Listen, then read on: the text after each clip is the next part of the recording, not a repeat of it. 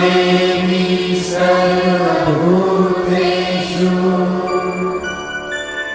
लक्ष्मीरूपेण संस्थिता। नमस्तस्यै नमस्तस्यै नमस्तस्यै नमो नमः। नमस्कार मित्रमैत्रिणींनो, संवाद स्त्री शक्तीचा या मालिकेच्या आजच्या आपल्या प्रमुख पाहुण्या आहेत आर्थिक सल्लागार सौ अश्विनीताई कुलकर्णी या। ताई, तुमचं आमच्या भागात खूप खूप स्वागत। सध्या नाशिक येथे स्थायिक असलेल्या अश्विनी कुलकर्णीजी अनेक वर्ष आर्थिक सल्लागार म्हणून काम करत आहेत। भारतात आर्थिक जागरूकता वाढावी हे त्यांचं ध्येय आहे व त्याच दिशेने ते वाटचाल करत आहेत। अश्विनीताई सोबत आज आपण असे विषय जाणून घेणार आहोत ज्यावर आपण हमखास चर्चा करतो, ते म्हणजे आर्थिक नियोजन। आर्थिक नियोजन करणं खरं तर सोपं आहे असं प्रत्येकाला वाटत असतं, पण ते करत असताना त्यातील बारकावे माहीत असतात का? संपूर्ण जगात आणि देशात होणारे आर्थिक बदल याची संपूर्ण माहिती आपल्याला खरंच माहीत असते का? आपल्या देशातील अर्थव्यवस्था आणि त्यात होणारे बदल आणि त्यानुसार आपलं अगदी वैयक्तिक पातळीवर असणारे आर्थिक नियोजन किती महत्त्वाचं आहे या विषयावर आपण चर्चा करणार आहोत। तत्पूर्वी मी तुम्हा सर्वांना अश्विनीताईंचा परिचय करून देते। अश्विनीताईंने 1998 ते 2016 पर्यंत कॉर्पोरेट क्षेत्रात research and development manager, welfare manager, HR manager, administrator अशा पदांवर कार्य केले। 2016 मध्ये त्या हॅपी निवेश या संस्थेशी जोडल्या गेल्या। हॅपी निवेश ही संस्था अनेक आर्थिक सेवा, उदाहरणार्थ life insurance, mediclaim, general insurance, mutual fund, capital bond, national pension scheme व लोन सिक्युरिटी स्वरूपाच्या आर्थिक सेवा प्रदान करतात। अश्विनीताईंना IRDA व AMFI ने आर्थिक सल्लागार म्हणून प्रमाणित केले आहे। त्याचसोबत African academy of financial management तर्फे फायनान्शियल गोल प्लॅनिंग यासाठी प्रमाणपत्रही देण्यात आलं आहे। आजपर्यंत 2000 लोकांना आर्थिक मार्गदर्शन व नियोजनासाठी सहायता प्रदान केली आहे। महिला उद्योजकांसाठी फायनान्शियल गोल प्लॅनिंगचे प्रशिक्षणही दिले आहे। स्विझर इंडिया प्रायव्हेट लिमिटेड, आम्ही उद्योजिका, अखिल भारतीय ब्राह्मण महिला उद्योजिका, किरकोळ धान्य व्यापारी संघटना यासारख्या संस्थांचा समावेश आहे। MFRT या प्रसिद्ध मासिकात आर्थिक जागरूकता या विषयावर लेखही प्रकाशित झाले आहेत। मलाही या विषयाची अधिक माहिती जाणून घेण्यास उत्सुकता असेलच ना? चला तर मग भेटूया अश्विनीताई यांना। नमस्कार, अश्विनी कुलकर्णी, टी10 थिएटर यांचे सर्वप्रथम मी आभार मानते की त्यांनी आज तुमच्या सर्वांबरोबर मला इथे संवाद साधण्यासाठीची एक संधी उपलब्ध करून दिलेली। आज आपण सगळ्याजणी इथे जमलेलो आहोत। विषय आहे की महिला आणि फायनान्स किंवा पैसा। आज या नवरात्रीचा, आता हा नवरात्रीचा उत्सव आपण सुरू केलेला आहे। यामध्ये आपण नवदुर्गा किंवा देवीची 9 रूपे आहेत आणि या 9 रूपांना टी10 थिएटर हे वेगवेगळ्या स्वरूपामध्ये आपल्या महिलांसाठी ज्ञानाचा एक यज्ञ घेऊन आलेले आहेत आणि त्यातीलच माझा विषय आहे की महिला आणि पैसा। या आता आपण एक बघूया की महिला ही देवानेच म्हणजे निसर्गानेच आपल्या सगळ्यांना ना एक दैवी शक्ती दिलेली आहे। ती 9 मास गर्भधारण करते आणि नवनिर्मिती करते। म्हणजेच काय हो की त्या महिलेला ना तिच्यामध्ये ना संयम, सोशिकता, पेशन्स या सगळ्या गोष्टी ना देवाने तिला निसर्गातच दिलेल्या आहेत आणि याच संयमाचा ती पुढे जाऊन तिच्या पैशामध्ये कसा त्याचा वापर करू शकते आणि त्याच्यातून ती तिची संपत्ती किंवा आर्थिक स्थिरता कशी आणू शकते हेच आपण आज इथे समजून घेणार आहोत। एक माझा छोटासा प्रयत्न असणार आहे की तुम्हाला सगळ्यांना याच्या माध्यमातून काही टिप्स किंवा काही छोट्याशा गोष्टी मी तुम्हाला सांगू शकेल की ज्याचा ना तुम्ही तुमच्या दैनंदिन जीवनामध्ये उपयोग करून त्याच्यातून तुम्ही तुमच्या आयुष्यामध्ये आर्थिक स्थिरता आणू शकाल। आता आपण सुरुवात करूयात आणि मागचा विषय जो आहे तो मी असा घेतलेला आहे की फायनान्शियल फ्रीडम. फायनान्शियल फ्रीडम म्हणजे काय आणि याच्यामध्ये मी काय कव्हर करणार आहे, तर याच्यामध्ये ज्या गोष्टी मी कव्हर करणार आहे ते मी आता तुम्हाला सांगते. तर त्याच्यामध्ये आपण काय बघणार आहोत की सेफ्टी काय आहे, त्याच्यामध्ये रिस्क कुठल्या असतात, त्यानंतर फायनान्शियल फ्रीडम म्हणजे आर्थिक याच्यातनं आपल्याला स्वातंत्र्य मिळवणं म्हणजे नक्की काय असतं, त्यानंतर की हे आर्थिक स्वातंत्र्य किंवा याच्यातनं स्थिरता निर्माण करण्यासाठीचे काय मार्ग आहेत. आणि ह्याच गोष्टी आपण एक पुढच्या 15 मिनिटामध्ये जास्तीत जास्त तुम्हाला मी सांगणार आहे. आणि मी तुम्हाला इथे आश्वासन देते की तुम्ही जर हे व्यवस्थित ऐकलं आणि याचा व्यवस्थित जर हे फॉलो सुद्धा केलं तर नक्कीच तुम्ही तुमच्या फायनान्शियल फ्रीडमसाठीचं पहिलं पाऊल टाकू शकाल. आता आपण बघू की फायनान्शियल फ्रीडम म्हणजे काय. आता आपण सगळेजण काम करतो, ओके. आता हे जे काम आपण करत असतो या कामामध्ये ना आपल्याला सातत्याने आपला दिनचर्या चालू आहे, रहाट गार्डन आपण म्हणतो, याच्यामध्ये आपण थांबतच नाही. आणि का नाही थांबतो, कारण ना आपल्याला सगळ्यांना ना अजून आपल्याला नक्की पैसा किती हवा आहे याची जाणीवच नसते.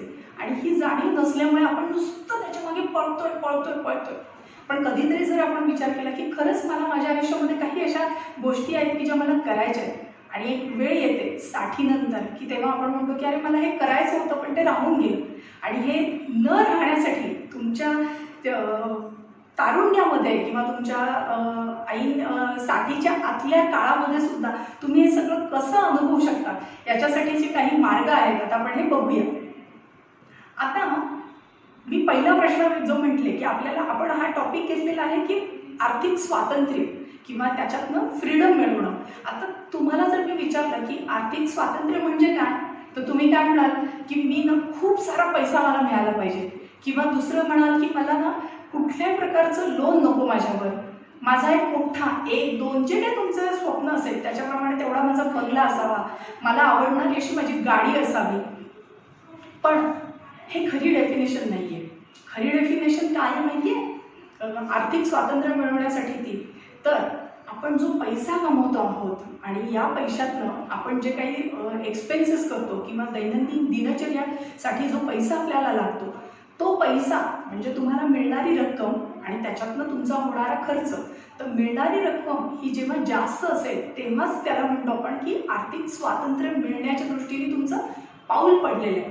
आता याच्यामध्ये आपण काय बघणार आहोत, तर याच्यात 2 प्रकार असतात. एक असतं ॲक्टिव्ह इन्कम आणि एक असतं पॅसिव्ह इन्कम. ॲक्टिव्ह इन्कम म्हणजे काय की जिथे ना आपण काम करतोय आणि काम केल्यानंतरच आपल्याला त्याच्यातनं पैसा मिळतोय. आणि दुसरं असतं पॅसिव्ह इन्कम ज्याच्यामध्ये की तुम्ही काम काहीच करत नाही. फॉर एक्झाम्पल आता जे रिटायर्ड लोक असतात तर हे लोक कुठल्याही प्रकारचं काम करत नाही, पण त्यांचं दैनंदिन जे काही उदरनिर्वाहासाठीच्या गोष्टी लागतात तो पैसा त्यांना मिळतो. का, कारण त्यांनी तेवढ्या आयुष्यामध्ये या सगळ्या गोष्टी कमवल्या, त्या कुठेतरी आता ते एका विशिष्ट याच्यामध्ये त्यांनी त्याची इन्व्हेस्टमेंट केली आणि दर महिन्याला त्यांना एक स्पेसिफाईड रक्कम मिळते. मग आपणही आपल्याला जर का याच्यातनं स्वातंत्र्य मिळवायचं असेल तर आपल्याला काय लागेल, तर आपलं ॲक्टिव्ह उत्पन्न याच्यापेक्षाही आपलं पॅसिव्ह उत्पन्न वाढणं आणि आपल्या उत्पन्नाच्या पेक्षा आपल्या खर्चाच्या पेक्षा आपलं उत्पन्न वाढणं. जेव्हा हे होईल त्यावेळेला तुम्ही खऱ्या अर्थाने स्वातंत्र्याकडे सुरुवात करणार आहात तुमच्या प्रवासाची. आता ना उदाहरण देते तुम्हाला की पॅसिव्ह इन्कम म्हणजे काय.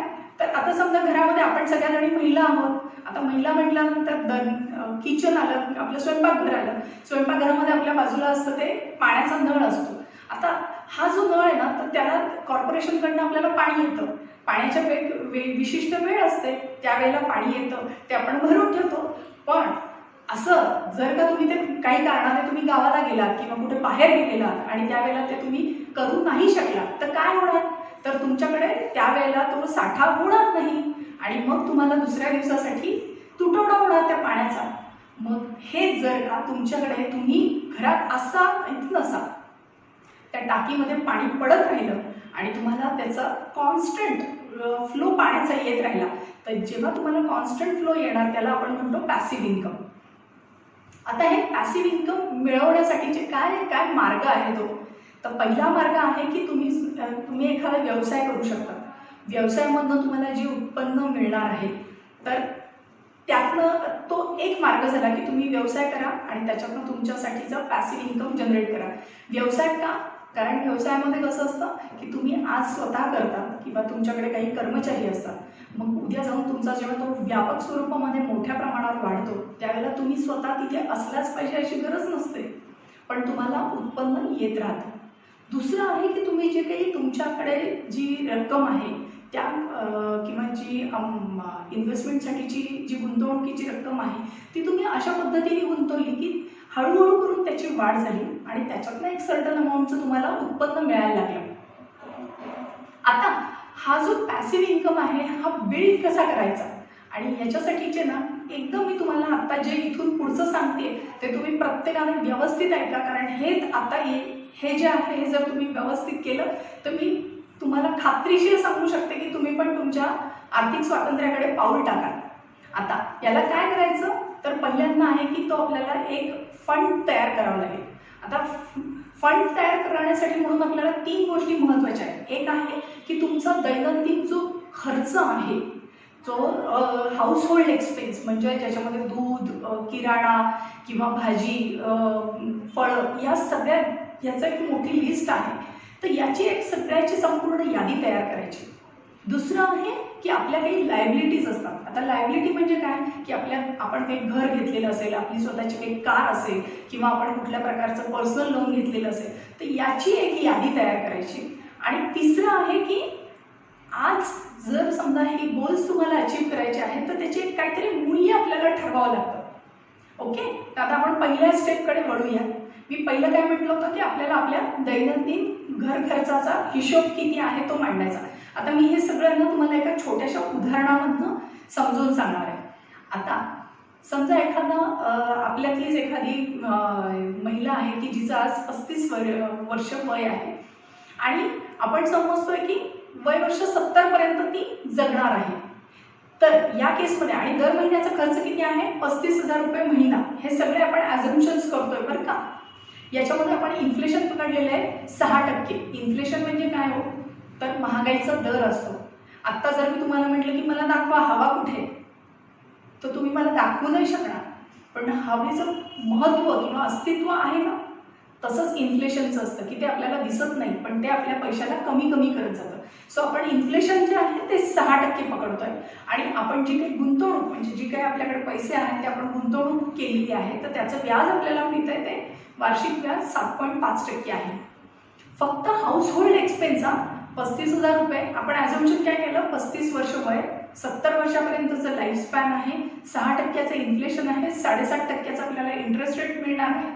तर वयाच्या 70 वर्षापर्यंत जगण्यासाठीचं आपल्याला रक्कम किती लागणार आहे 1.48 करोड. Okay, 1.48 CR.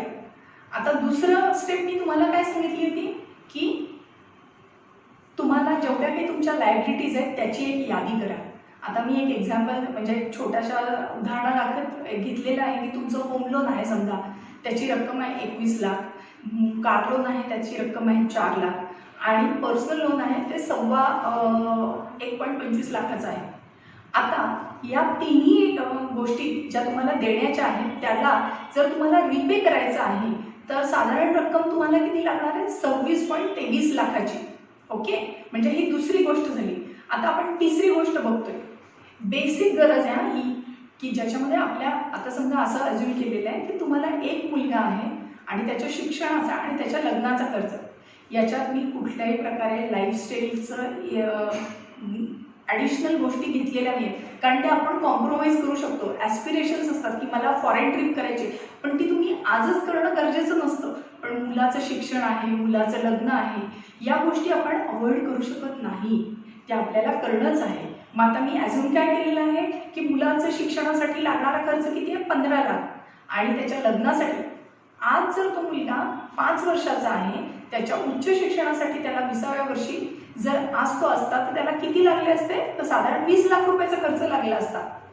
पण तो मुलगा आज 5 वर्षाचा आहे म्हणजे 20 वर्षानंतर महागाईचा दर जर आपण कन्सिडर केला तर त्याप्रमाणे त्याला लागणारी रक्कम किती आहे साधारण त्यावेळेला ती येणार 47 लाख रुपये.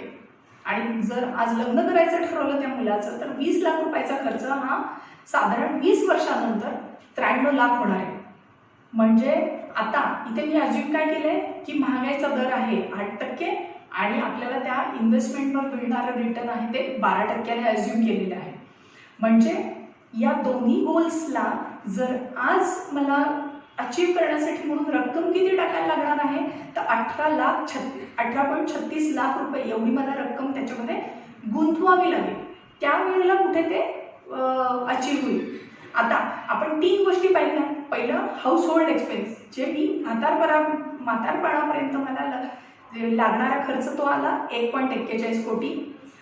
लोन जे आहे त्याला रिपेमेंट करण्यासाठी 26.25 लाख आणि जे मुलाचं शिक्षण आणि लग्नासाठीचं आज गुंतवणुकीची रक्कम आली 18.36. आता हे टोटल जर आपण केली तर आपल्याला टोटल म्हणजे हे काय आहे तुमच्या आयुष्यामध्ये तुम्हाला लागणारा पूर्ण पैसा किती आहे याची आपण आज गोळाबेरीज केली. ती किती आली आता 1.86 करोड. ओके. आता पुढचं आपण बघतोय की समजा तुमच्याकडे फिक्स डिपॉझिटमध्ये पैसे आहेत, त्याची रक्कम आहे 8 लाख. पीपीएफ मध्ये तुमचे समजा 5 लाख आहेत आणि तुम्ही समजा काही डायरेक्ट इक्विटीमध्ये किंवा म्युच्युअल फंड्समध्ये असे म्हणून तुम्ही 10 लाख गुंतवले. म्हणजे तुम्ही किती गुंतवलेले टोटल 23 लाख रुपये. आता आपल्याला रिक्वायर्ड पर्पज किती आहे 1.86 कोटी आणि आपल्याकडे आज रक्कम किती आहे 23 लाख. म्हणजे आपला डेफिसिट किती झाला 1.63 करोडचा डेफिसिट झालेला आहे.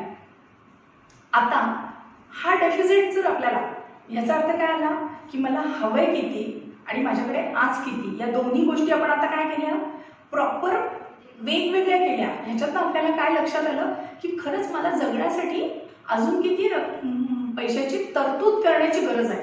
आता ही गरज आपण कशा पद्धतीने फुलफिल करू शकतो तो मी एक एक्झाम्पलच्या म्हणजे एक मार्ग आहे की ज्याच्यात आपण इक्विटी. ओके. इक्विटी हा ॲसेट क्लास आहे ज्याच्यामध्ये आपण जर गुंतवले तर एक अपेक्षित रिटर्न आपण एक्सपेक्ट केलेले आहेत आणि त्याच्यामध्ये काय आहे 3 गोष्टी घेतल्या होत्या की एक SIPच्या माध्यमातून जर तुम्ही दर महिन्याला एक ठराविक रक्कम गुंतवली तर त्याच्यावर 10, 15 आणि 12 आणि 15% अशा 3 वेगवेगळ्या ब्रॅकेट्समध्ये आपल्याला त्याच्यातनं रिटर्न्स किती मिळतील. ओके.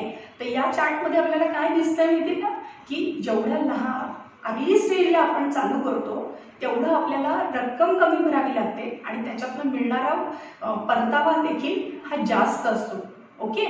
सो आपण अजून पुढच्या स्लाइडमध्ये बघतोय.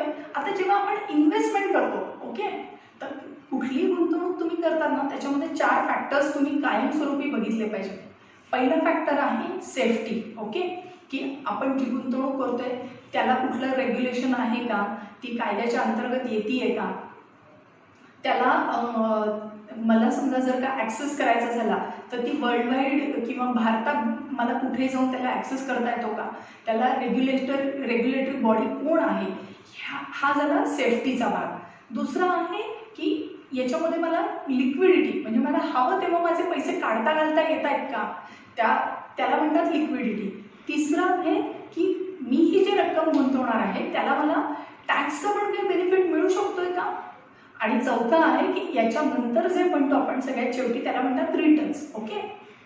तर या 4 गोष्टी महत्त्वाच्या आहेत. जेव्हाही तुम्ही याच्या पुढे गुंतवणूक कराल या 4ही गोष्टींचा तुम्ही नेहमी आढावा घ्यावा. पहिला आहे सेफ्टी, दुसरा आहे लिक्विडिटी, तिसरा आहे टॅक्सेशनचा भाग आणि चौथा आहे मग तुम्हाला त्याच्यावर रिटर्न किती मिळतात. आता आपल्या सगळ्यांना माहिती आहे की अर्थशास्त्र याच्यामध्ये एक सगळ्यात मोठं नाव ज्याचं आदराने घेतलं जातं असे आपले वॉरन बफेट. तर यांचे ना 2 नियम आहेत. ते नेहमी म्हणतात की पहिला नियम आहे की आपण आपला पैसा कधीही गमवला नाही पाहिजे आणि दुसरं आहे ते म्हणतात की पहिला रूल जो आहे की आपला पैसा गमवला नाही पाहिजे हा पण काय लक्षात ठेवला पाहिजे. ओके. आता हे करण्यासाठी म्हणून आपल्याला आपण जे बघायला बघितलं की रिस्क काय आहे तर आपल्याला जाणून घेणं गरजेचं आहे की याच्यामध्ये रिस्क कुठले असतात. याच्यामध्ये 2 प्रकारच्या रिस्क असतात. एक आहे मार्केटची रिस्क आणि दुसरं असतं इन्फ्लेशनची रिस्क. आता इन्फ्लेशनची रिस्क म्हणजे काय तर मी मगाशी तुम्हाला जसं सांगितलं की आपण पहिल्यांदा आपण बघूया की मार्केटची रिस्क काय आहे. आता मार्केटमध्ये जेव्हा आपण पैसे टाकतो तर त्याच्यामध्ये आपल्याला काय बघायचं असतं, माझ्या पैसा माझा सिक्युअर आहे का आणि दुसरं आहे की माझ्या पैशाच्या ताकदीला मी सिक्युअर केलेलं आहे का. आता यातलं दोघांमधलं कुठलं महत्त्वाचं आहे, तो दोन्ही महत्त्वाचे आहेत, पण त्याचा वापर आपण कसा केला पाहिजे हे आपण पुढच्या याच्यात बघतोय. आता तुम्हाला जर मी म्हटलं की आपल्या प्रत्येकाकडे FD असते, ओके, ही FD आपण सिक्युअर्ड आहे, बरोबर आहे, ही तुम्ही लॉकरमध्ये समजा ठेवलेली आहे. आता एक्झाम्पल आपण 100 रुपये तुम्ही तुमच्या लॉकरमध्ये ठेवलेले आहेत, त्या तुम्ही समजा 5 वर्षांनी 10 वर्षांनी ते लॉकर उघडलं, तुम्हाला ती 100ची नोट 100चीच मिळणार आहे, पण त्याचं मूल्य जे आहे ते कमी झालेलं असेल. आता आपण जो ग्राफ बघतोय त्याच्यामध्ये आपल्याला काय दिसतंय की 1989 साली 1979 साली जेव्हा 100 रुपये कोणी टाकलेले, तर त्याची आज व्हॅल्यू किती झालेली आहे, 31 जानेवारी 2020ला 5 रुपये. म्हणजे काय झालं, त्या 100 रुपयाला हळूहळू करून ती रक्कम किती आली आहे, 5 रुपयापर्यंत आलेली आहे. अजून एक महत्त्वाचं असतं की आपण सगळेजण जे लाईफस्टाईल इन्फ्लेशन जे म्हणतो ना, सो आपण काय बघितलं की 100 रुपयाची व्हॅल्यू आता कमी झालेली आहे. याचबरोबरीने पुढचं जे एक महत्त्वाचं आहे ते म्हणजे आपलं लाईफस्टाईल इन्फ्लेशन. आता जर आपण लाईफस्टाईल इन्फ्लेशन बघितलं तर ते आपल्याला ना सायलेंट किलर आहे, ते आपल्याला डोळ्याने दिसत नाही आहे. पण मग हे काय नक्की आहे तर आपण बघू की आपल्या ना दररोजच्या जीवनमानातल्या गरजा या बदलत चाललेल्या आहेत. म्हणजे काय, पूर्वी ना फक्त रोटी, कपडा और मकान एवढ्या 3च गोष्टी महत्त्वाच्या होत्या. पण आता काय झालेलं आहे की जसं काही आपल्याला ही परत लाईफ मिळणारच नाही, तर आपण म्हणतो ये जिंदगी ना मिलेगी दोबारा, या पद्धतीनेच आपलं आता सगळं काय म्हणतो आपलं स्पेंडिंग सुरू आहे. आता आपल्याला जाणून घ्यायचं असेल की आपलं स्वतःचं पर्सनल लाईफस्टाईल इन्फ्लेशन किती आहे, तर याच्यासाठी एक खूप छान सूत्र आहे, जे म्हणजे 72 हा अंक वरती आणि त्याला डिवायडेड बाय किती वर्षाने आपल्या मासिक जो खर्च आहे तो बदलतो आहे, किंवा बदलतो पेक्षा तो दुप्पट होतोय. म्हणजे काय, 72 भागिले number of years monthly expense हा डबल होतोय. हे जेव्हा तुम्ही काढाल इज इक्वल टू म्हणजे तुमचं पर्सनल लाईफस्टाईल इन्फ्लेशन आहे. कारण आज महागाईचा दर जरी 6% आपण बघत असलो तरी सुद्धा आपला स्वतःचा महागाईचा दर हा प्रत्येकाच्या लाईफस्टाईलनुसार हा चेंज होतो.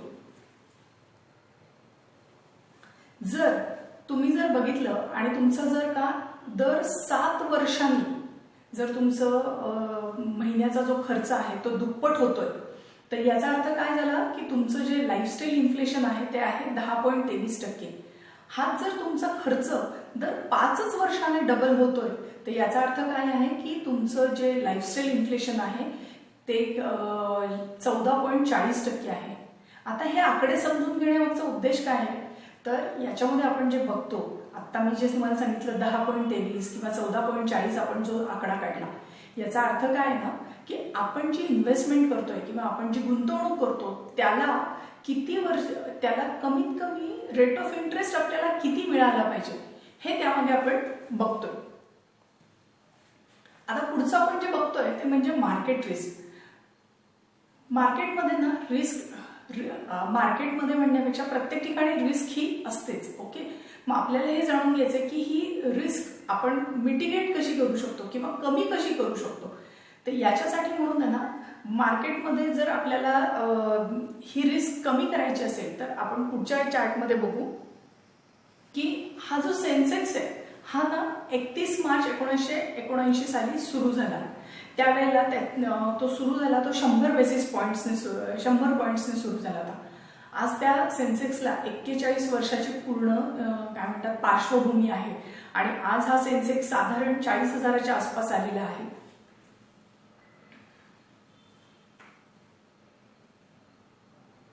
मग आपण म्हणू की आता मी माझा पैसा सुरक्षित कसा ठेवला पाहिजे. सो आपल्याला ना आपल्या पैशाचं मूल्य सुरक्षित करणं ही सगळ्यात महत्वाची गरज आहे आणि ते करण्यासाठी म्हणून आपल्याला आपले जे इन्फ्लेशन आहे त्या पर्सनल इन्फ्लेशनच्या पेक्षा जास्त रिटर्न्स असलेल्या गुंतवणुकीमध्ये आपली गुंतवणूक झाली पाहिजे. आता आपण काही आकडे बघूया. याच्यामध्ये पहिल्यांदा आहे की 41 वर्षाची, जसं मी म्हटलं की सेन्सेक्सला हिस्ट्री आहे. जर कोणी आज गुंतवणूक केली आणि म्हटलं की मला पुढच्याच वर्षी तेवढे रिटर्न्स पाहिजे, तर हे सेन्सेक्स आहे, हे मार्केट आहे. आणि आपण म्हटलं होतं की मार्केटमध्ये एक रिस्क असते. सो 41 पैकी 14 वेळेला या मार्केटने आपल्याला निगेटिव्ह रिटर्न्स दिलेले आहेत. समजा आज तुम्ही गुंतवणूक केली आणि 3 वर्षानंतर तुम्ही म्हटलात की मला पैसे पाहिजे. सो म्हणजे आपण 3-3 वर्षाचा स्पॅन बघितला, तर 3-3 वर्षामधल्या ज्या स्पॅनमध्ये 39 पैकी 7 वेळा मार्केटने निगेटिव्ह रिटर्न्स दिलेले आहेत. जर आपण 5 वर्षाचा बघितलं, 5 वर्षाचा कालखंड जर एका व्यक्तीने जर आज पैसे गुंतवले म्हणजे आणि 5 वर्ष जर ठेवले, तर त्याला निगेटिव्ह रिटर्न्स किंवा मिळण्याची शक्यता किंवा प्रोबॅबिलिटी जी आपण म्हणतो ती किती आहे, तर 37 पैकी 3 वेळा त्यांना रिटर्न्स निगेटिव्ह मिळाले असतील. आता आपण जर बघितलं तर 12 वर्षामध्ये म्हणजे एका व्यक्तीने जर आज गुंतवलेली रक्कम 12 वर्षानंतरच काढली, तर त्यांना निगेटिव्ह रिटर्न्स आहेत का, तर नाही, 0 आहेत. याचा अर्थ आपण काय बघितला की मार्केटमधली जी रिस्क असते ती जेव्हा आपला कालावधी कमी असतो त्यावेळेला ती जास्त असते आणि जसा कालावधी वाढत जातो तशी ती रिस्क कमी होत जाते. आपण जर बघितलं तर 15 वर्षामध्ये तर ती 12 नंतरच पुढे ती निगेटिव्ह रिटर्न्स मिळण्याची प्रोबॅबिलिटी 0 आहे. जसं मी आता म्हटलं की शॉर्ट ड्युरेशन मध्ये ही रिस्क असते, पण जसा कालखंड वाढत जातो तशी ती रिस्क कमी होत जाते.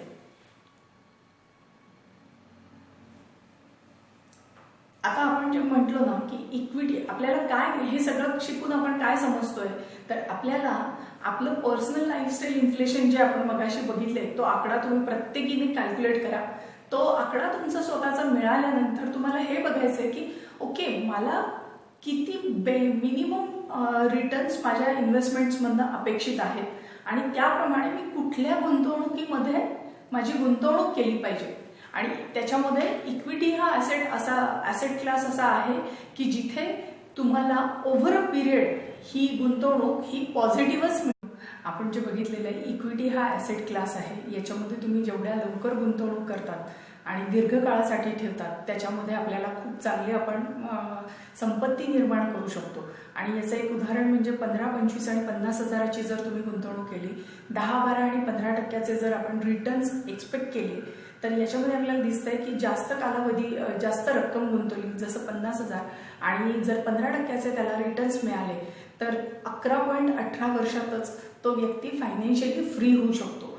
म्हणजेच जो नियम आहे की तुम्ही लवकर सुरू करा, दीर्घकाळासाठी ठेवा, तुमचं जे इन्फ्लेशन आहे त्याला नक्की बीट करून तुम्हाला चांगले रिटर्न्स याच्यामधून मिळू शकतात.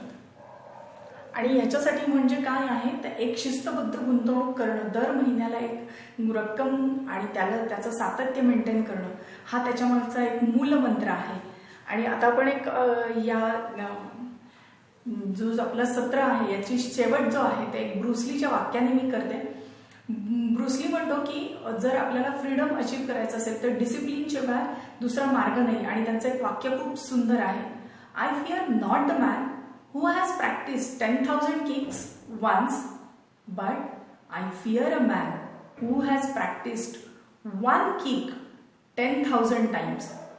तर याच्यातनं एकच आहे की जर सातत्य आणि शिस्तबद्धता याच्यातनं आपणही आपलं आर्थिक ध्येय नक्कीच साध्य करू शकतात. आणि हे साध्य करण्यासाठी म्हणून तुम्ही सगळ्यांनी तुमचा आराखडा नक्की तयार करा. आणि हे करत असताना कुठेही तुम्हाला काही अडचण आली किंवा वाटलं की आपल्याला गायडन्स पाहिजे आहे, तर मी तुमच्या सेवेसाठी सदैव तत्पर आहे. नक्की आपण बोलू शकतो आणि समजून घेऊ शकतो. पण या नवरात्राच्या निमित्ताने मी तुम्हाला सगळ्या दुर्गा देवी, लक्ष्मी देवी, धनलक्ष्मी अशा सगळ्या स्वरूपातल्या ज्या आपल्या महिला आहेत यांना एकच सांगेन की आपल्या स्वतःचं आर्थिक नियोजन, आपल्या कुटुंबाचं आर्थिक नियोजन करा आणि या गोष्टीचा अभ्यास करा. कारण स्त्री ही फक्त तुम्ही सुशिक्षित झाला तर याच्यातनं काय साध्य होणार आहे, तर तुमचं कुटुंब सुशिक्षित होणार आहे. आणि आपण जर लार्जर याच्यात विचार केला तर आपला समाज हा सुशिक्षित होणार आहे. आणि जसं मी नेहमी सगळ्यांना सांगते की पैसा किंवा धन हे जे आहे हा आपल्या आयुष्याचा अविभाज्य घटक आहे आणि त्याला आपण इग्नोर करून किंवा त्याला दुर्लक्षित करून उपयोग नाही. तर तुम्ही हे सगळं स्वतः जाणून घ्या, समजून घ्या आणि याप्रमाणे तुमच्या गुंतवणूक करा. मी एवढीच देवीच्या चरणी प्रार्थना करते की तुमच्या सगळ्यांचं आर्थिक स्वातंत्र्य लवकरच साध्य हो. आज परत इथे तुम्ही मला संधी दिल्याबद्दल मी आणि तुमचा बहुमूल्य वेळ जो तुम्ही आज इथे गुंतवलेला आहे त्याबद्दल मी मनस्वी तुमचे आभार मानते. धन्यवाद. प्रेक्षक हो, कसा वाटला तुम्हाला आमचा आजचा भाग? अश्विनीताई, तुमचे मनापासून आभार. आपण दिलेली ही माहिती आमच्या प्रेक्षकांसाठी खूप उपयोगी ठरेल. तुम्हाला तुमच्या पुढच्या प्रवासासाठी खूप खूप शुभेच्छा.